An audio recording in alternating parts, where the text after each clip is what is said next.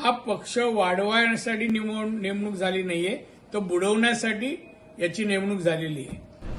काँग्रेसचे प्रदेशाध्यक्ष असे म्हणतात की औरंगजेबच्या प्रमाणे फडणवीसांचं सरकार आहे असं म्हटलं आहे. कोणी हे म्हटलं? हर्षवर्धन सत्पाळ. मूर्ख माणूस आहे. औरंगजेब कोण होता?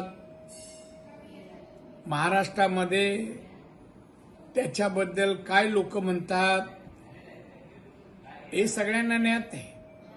आणि अशा माणसाला औरंगजेबची उपमा आताच्या सरकारमध्ये आमच्या मुख्यमंत्री देवेंद्र फडणवीस यांच्यावर बोलणं म्हणजे हा मूर्ख माणूस असला पाहिजे.